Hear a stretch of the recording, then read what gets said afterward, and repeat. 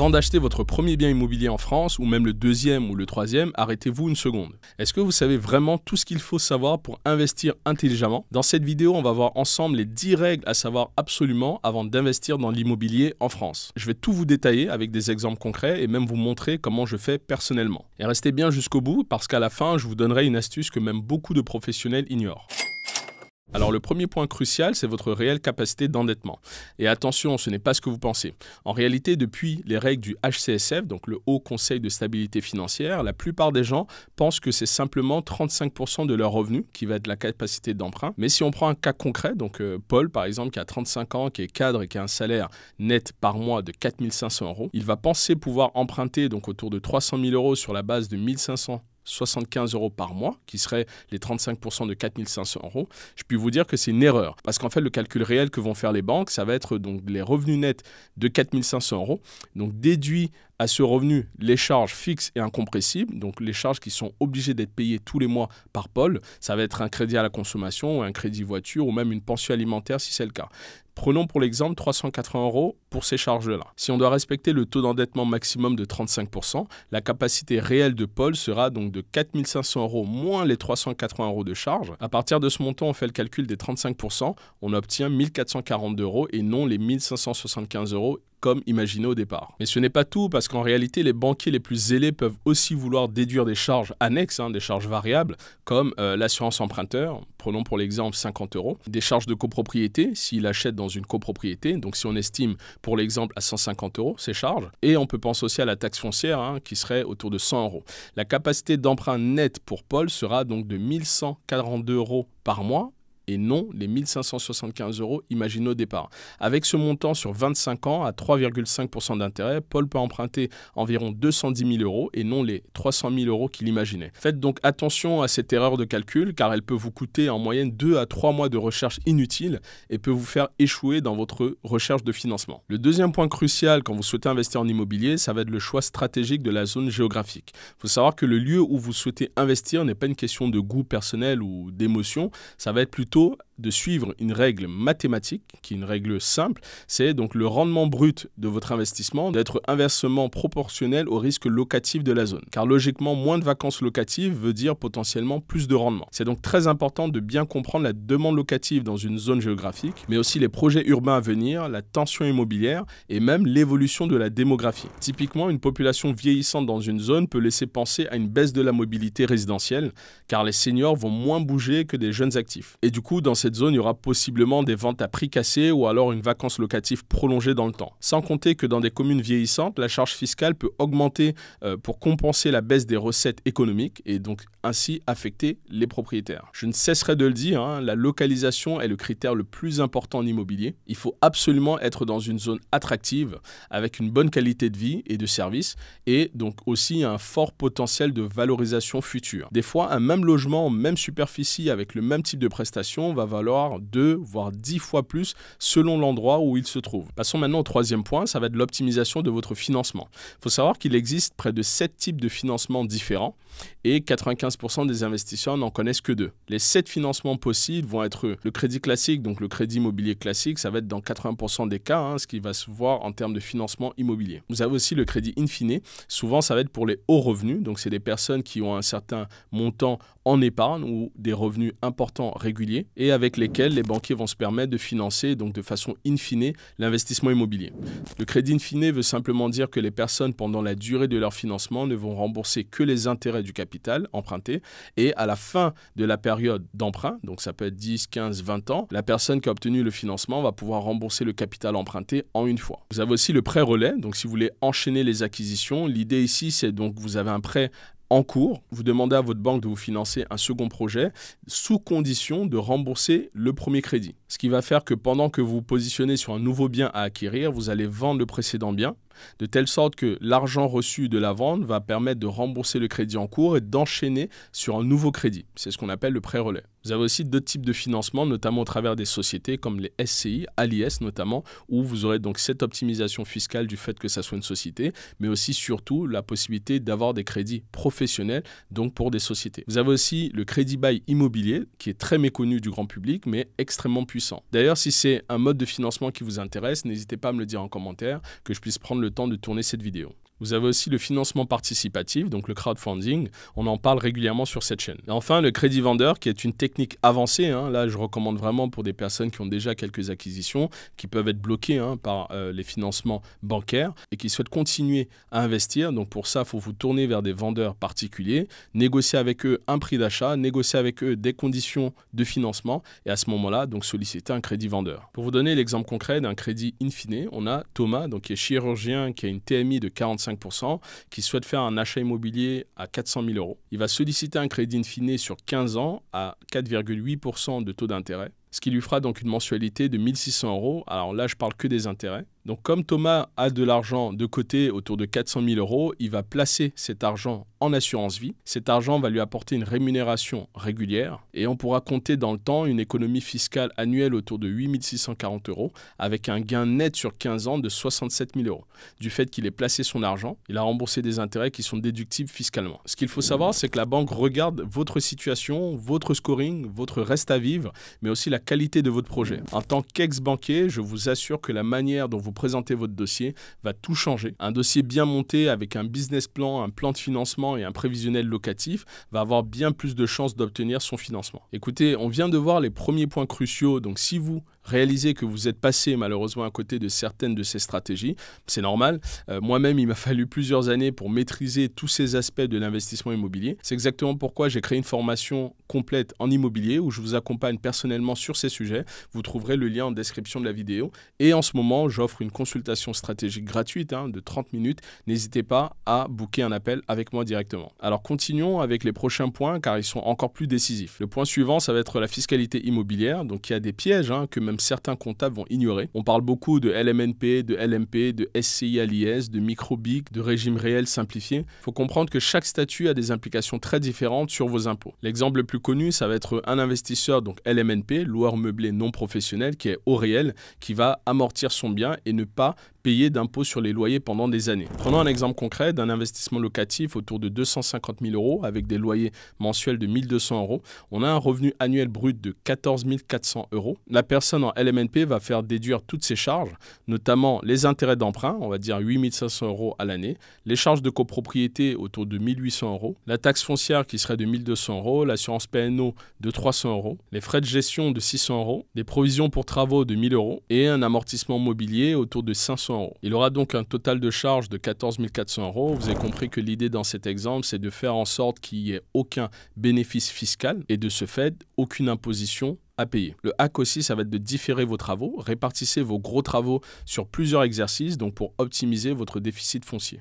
Le cinquième point crucial quand vous souhaitez investir en immobilier, c'est l'analyse du bien en lui-même. Alors comment analyser un bien immobilier de façon efficace? Je vais vous montrer ma méthode étape par étape. La première étape serait donc l'analyse économique de ce bien immobilier avec différents indicateurs. Le premier indicateur, c'est le rendement brut. Il faudra calculer le loyer annuel, donc divisé par le prix fois 100 pour obtenir un pourcentage. Ensuite, il faudra déterminer le rendement net, donc c'est le loyer moins les charges afférents à ce bien, divisé par le prix fois 100 pour obtenir un pourcentage. Le troisième indicateur très important, c'est le cash flow prévisionnel, donc ça va être la mensualité versus le loyer que vous encaissez. Aussi, il faudra déterminer le ratio prix sur mètre carré versus la moyenne locale dans la zone où vous souhaitez investir. La deuxième étape, ça va être l'analyse technique du bien immobilier. Le premier indicateur, c'est de savoir quelle est la note que vous donnez à ce bien immobilier sur l'état général. Ensuite, déterminer par rapport aux grosses œuvres, est-ce qu'il y aurait des travaux à effectuer, donc sur les fondations notamment, les murs porteurs, la toiture, etc. Vérifiez absolument les installations, donc électricité, plomberie, chauffage. Avec l'évolution des normes, notamment concernant le DPE et l'isolation, il faudra vérifier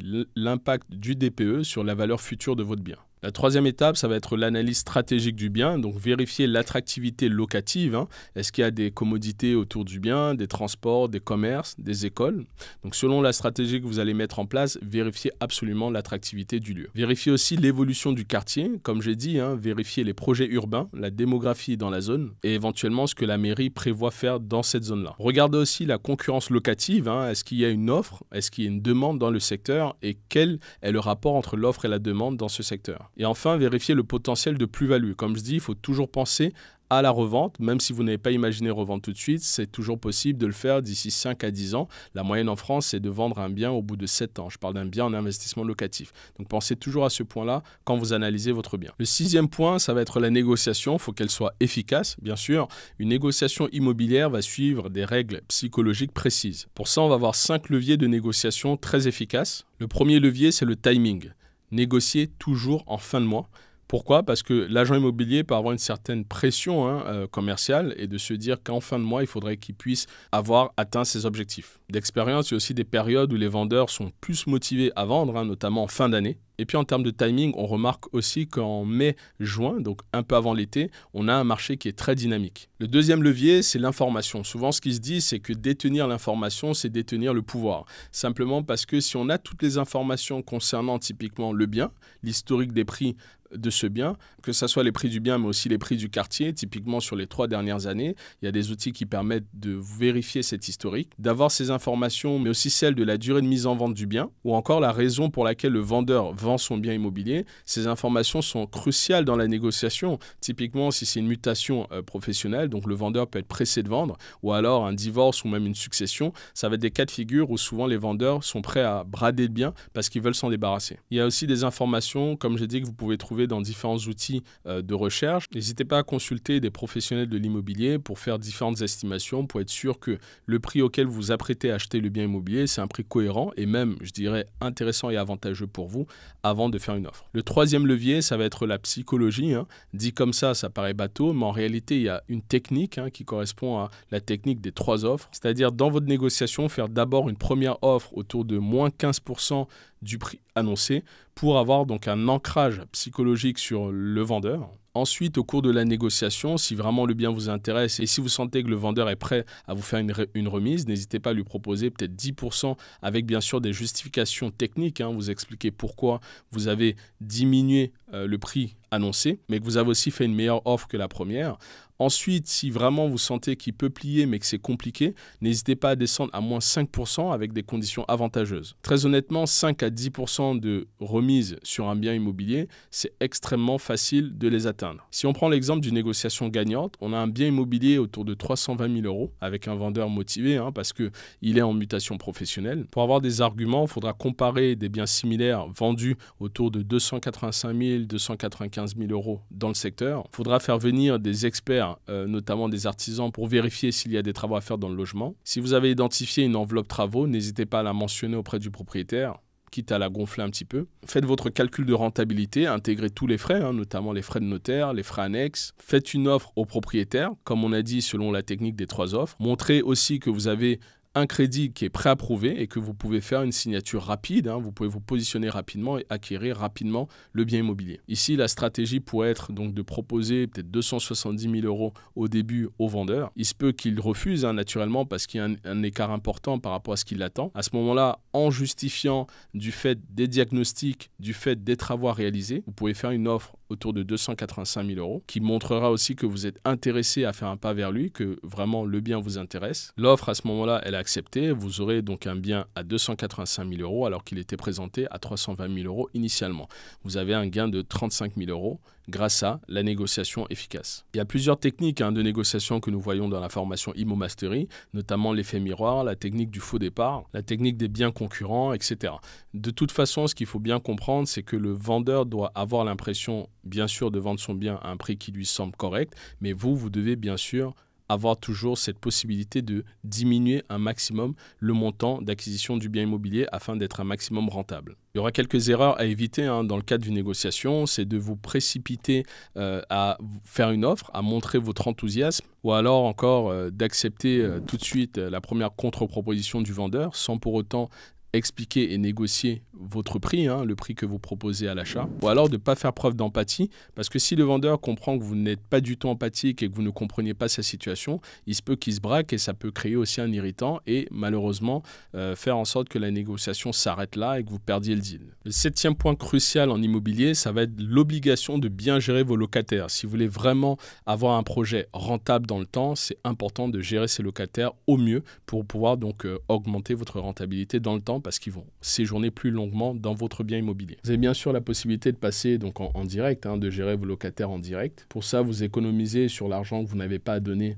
à une agence immobilière ou une conciergerie. Et c'est vrai que ça peut vous prendre plus de temps parce que vous aurez à gérer les locataires. Et il vous faudra quand même quelques compétences, notamment juridiques, techniques, relationnelles, etc. Vous avez aussi la possibilité de déléguer votre gestion donc à une agence immobilière. Ça va vous coûter une commission d'agence, c'est un pourcentage sur le loyer, mais vous avez quand même l'avantage que ça vous libère complètement de votre temps et en plus vous transférez totalement la responsabilité du fait qu'ils ont une expertise professionnelle. Mes 5 règles en termes de gestion, c'est déjà la sélection du locataire. Pour moi, j'ai des critères donc non négociables. Il faudrait que le futur locataire ait des revenus donc égal à 3,5 fois le loyer charges comprises. Il faudra aussi bien sûr qu'il soit en CDI ou alors des professions libérales établies et je veux qu'il ait des garants solvables donc avec les mêmes critères de revenus. La deuxième règle, c'est toujours de faire des états des lieux impeccables. Pour ça, c'est des photos qu'il faudra prendre avant l'entrée du locataire et à la sortie pour bien sûr comparer l'état du logement avant et au moment de sa sortie. Faites un relevé des compteurs détaillés, que ce soit électricité, eau, gaz, s'il y a, etc. Prenez aussi le soin de faire une checklist avec tous les points de contrôle que vous avez à faire avec le locataire dans votre logement. Ma troisième règle en termes de gestion locative, ça va être de faire systématiquement chaque année une révision donc, du loyer selon l'indice de révision des loyers. Il faut savoir qu'en moyenne, vous pouvez gagner 2,5% sur votre loyer par an. Donc sur 10 ans, vous avez près de 28% de plus sur vos revenus. Si on prend un cas pratique donc d'optimisation de loyer avec une évolution sur un appartement acheté en 2019, le loyer initial était de 850 €. En 2020, on est passé à 870 €, donc une évolution de 2,35%. 2021, 890 €, 2,30% d'évolution. En 2022, 920 € avec 3,37% d'évolution de loyer. En 2023, 945 €, donc 2,72% d'évolution de loyer. En 2024, 975 €, donc 3,17% d'évolution de loyer. Le gain cumulé, c'est près de 125 € par mois, soit 1 500 € par an. Et puis en termes de gestion locative, si vous faites notamment des colocations, n'hésitez pas à mettre en place une sorte de colocataire ambassadeur, je le fais souvent dans mes colocations, de telle sorte qu'il y a une personne qui va se sentir, on va dire, un peu plus responsable que les autres et va faire en sorte de vous rapporter tout ce qui se passe, mais aussi surtout d'être un peu l'ambassadeur dans ce logement, s'il y a des roulements, s'il y a des sorties, qu'il puisse lui-même vous recommander des personnes qui rentreraient dans le logement et un peu prendre en charge finalement la colocation pour que vous ayez moins de choses à faire dans cette colocation. N'hésitez pas à rétribuer cette personne-là financièrement, typiquement une réduction, de 30-50 € sur toute recommandation qui aurait abouti. Et avec cette technique-là, je puis vous assurer que tous vos locataires vont vous trouver eux-mêmes de nouveaux locataires à chaque fois qu'il y aura une sortie dans votre logement. Le 8e point crucial en immobilier, ça va être la stratégie de sortie. Peu de personnes malheureusement pensent à la stratégie de sortie, donc achètent sans penser à comment revendre, ni à quand revendre, alors qu'en réalité de penser à ça dès le début peut déterminer jusqu'à 80% de vos gains futurs. Maintenant, on va avoir 3 stratégies de sortie. La première, ça va être la revente spéculative. L'idée ici, c'est que vous gardez votre bien entre 5 et 7 ans, que ça prenne de la valeur, mais aussi que vous amortissiez un maximum le bien et que vous, bien sûr, puissiez ne pas payer d'impôts pendant toute cette période-là. Peut-être 2 ans avant la vente, vous pouvez très bien vous mettre en résidence principale dans ce bien pour, bien sûr, faire la fameuse technique de ne pas payer d'impôts du fait que ça soit votre résidence principale. Et avec la plus-value obtenue, enchaîner les opérations et, bien sûr, continuer à investir dans l'immobilier. La deuxième stratégie de sortie, ça va être la conservation patrimoniale. Là, on va chercher un horizon de temps plutôt autour de 15 ans, même plus. L'idée ici, c'est de conserver son bien, donc de penser plutôt optimisation du bien, avoir des revenus pérennes et potentiellement dans le temps transmettre aux héritiers. La troisième stratégie de sortie, c'est une stratégie plutôt de vente démembrée. L'idée ici, c'est de vendre la nue propriété, donc environ 60 à 70% de la valeur du bien, garder l'usufruit, donc garder les revenus locatifs le temps de sa vie, et au moment du décès, transférer la pleine propriété à ses héritiers. Le 9e point, qui est une règle absolue, c'est d'éviter les pièges juridiques qui peuvent ruiner toutes vos années d'investissement. On va voir quelques pièges, notamment tout ce qui est copropriété toxique, si je puis dire, avec des charges de copropriété qui explosent chaque année, qui ne cessent d'augmenter, avec des procédures en cours dans la copropriété parce qu'il y a des propriétaires qui malheureusement ne payent pas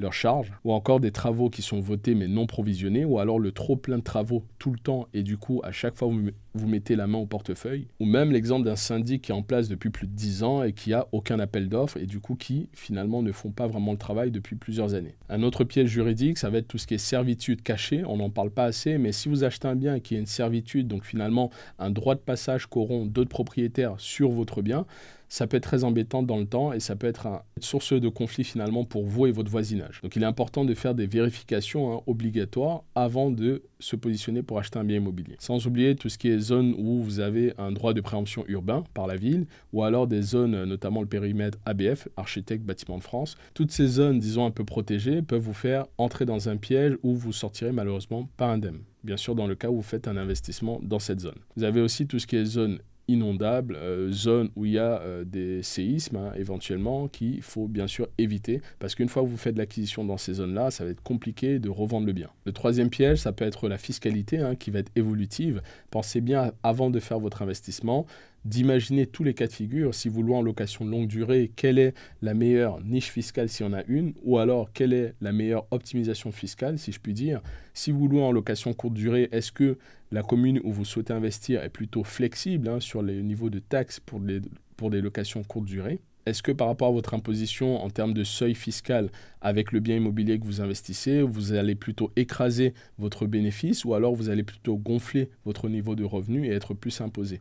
Il y a tout un tas de vérifications à faire. Sachez qu'en plus, la loi et la fiscalité évoluent d'année en année, donc c'est important de se tenir au courant régulièrement. Et enfin, l'autre piège qui est très fréquent, ça va être tout ce qui est réglementation énergétique. On sait bien qu'avec l'évolution des normes, chaque année, il se peut que votre DPE, si vous avez une mauvaise note, que vous ne puissiez plus louer votre bien. Enfin, le 10e point crucial avant d'investir dans l'immobilier, c'est un point qui est plutôt subjectif cette fois-ci parce qu'on va parler de la psychologie de l'investisseur gagnant. Il faut bien sûr avoir un sacré mental pour investir dans l'immobilier, non pas que c'est réservé à une certaine caste, mais c'est surtout que c'est pas tout à fait évident, il y a des imprévus, il y a un quotidien qui n'est pas évident, mais fatalement, si vous persévérez, si vous faites des bonnes opérations, vous finirez par gagner de l'argent et même beaucoup d'argent en immobilier. Donc je vais vous parler des 5 traits des investisseurs qui seront naturellement, fatalement millionnaires dans le temps parce qu'ils continueront à investir en immobilier. Le premier trait, ça va être de la patience stratégique. Donc, ils ne vont pas acheter par émotion, mais par calcul. Ils peuvent faire des dizaines de visites avant de se positionner sur un bien. Ils peuvent analyser pendant 6 mois un marché pour être sûr et certain de taper juste, d'investir dans la meilleure ville, dans le meilleur quartier par rapport à leur stratégie d'investissement. Ils peuvent prendre le temps de négocier un maximum, faire des allers-retours systématiques pour négocier avec le vendeur et obtenir le meilleur prix d'acquisition pour leur bien immobilier. Le deuxième trait, ça va être l'obsession du détail. Pour moi, chaque euro compte. C'est important de faire des économies sur toutes vos opérations, sur toutes vos charges, parce qu'en moyenne, une optimisation bien faite peut vous faire bénéficier quasiment de 847 € par an par bien, selon mes calculs. Vous pouvez aussi réinvestir systématiquement ces gains, c'est ce que vont faire les investisseurs chevronnés. Vous pouvez définir des tableaux de bord hebdomadaires avec un suivi, c'est ce que je fais au quotidien et je vous les partage dans la formation. Le troisième trait qu'on remarque souvent chez ces investisseurs, ça va être une vision long terme. Ils vont toujours penser en décennies, au moins un horizon de temps de 15 ans. Donc ils vont penser stratégie long terme, ils vont penser constitution de biens, ils vont penser revente de ces biens-là à un moment donné, ils vont penser objectif financier, ils vont penser actif plutôt que passif et ils vont penser bien sûr constitution de patrimoine à transmettre éventuellement. Le quatrième trait, ça va être la maîtrise émotionnelle, je l'ai un peu dit dans le premier trait, mais en réalité, c'est qu'ils ne vont pas paniquer. Il y a des moments où vous pouvez avoir des imprévus, comme j'ai dit, il y a aussi des crises en immobilier, on a vu le Covid. Pendant de longs moments, de longs mois, c'était très long pour ceux qui l'ont vécu. Il n'y avait pas de rentrée d'argent pour des locataires qui ne souhaitaient pas payer ou qui ne voulaient plus payer parce qu'ils n'avaient pas de revenus en face. On a eu aussi en 2023 les taux qui ont commencé à augmenter. Donc on avait plus de mal à s'endetter, donc il fallait adapter sa stratégie. Et le cinquième trait, je dirais, c'est l'apprentissage permanent. Les investisseurs vont continuer à se former, vont toujours faire de la veille réglementaire, ils vont toujours essayer de comprendre la fiscalité, quitte à faire des formations annuelles, de participer à des événements d'entrepreneurs, d'investisseurs. Ils vont aussi, à travers ces événements, développer leur réseau professionnel. Si je prends mon exemple, quand j'ai commencé, j'avais peur de m'endetter. Je l'ai déjà dit dans d'autres vidéos. J'ai fait un premier investissement où j'ai mis quasiment 3 mois à hésiter. Aujourd'hui, je fais des signatures en 48 heures. Des fois, je ne visite même pas le bien. Quand je sais qu'il y a une opportunité, quand je la flaire, je n'hésite pas à me positionner. La différence, en réalité, c'est bien sûr l'expérience, mais c'est aussi l'éducation financière que j'ai eue. C'est pour ça que je vous conseillerais toujours de vous former, d'être accompagné par les bonnes personnes, des personnes qui ont déjà eu des résultats. C'est important parce que s'ils ont eu des résultats, c'est-à-dire qu'ils ont quelque part déjà essuyé des échecs, ils ont aussi prouvé à un moment donné qu'ils avaient une méthode et ils peuvent vous enseigner plus facilement cette méthode. Donc si vous souhaitez être formé à mes côtés, n'hésitez pas à consulter nos programmes d'accompagnement en dessous de la vidéo. Je vous accompagnerai étape par étape dans votre démarche d'investissement. On arrive au terme de cette vidéo, donc si vous avez aimé la vidéo, n'hésitez pas à la liker, partagez-la au plus grand nombre. Abonnez-vous aussi à la chaîne en cliquant sur la cloche des notifications pour ne plus rater notre contenu. Je vous remercie d'avoir regardé la vidéo jusqu'au bout. Je vous souhaite à tous un bon investissement. Ciao, bye bye.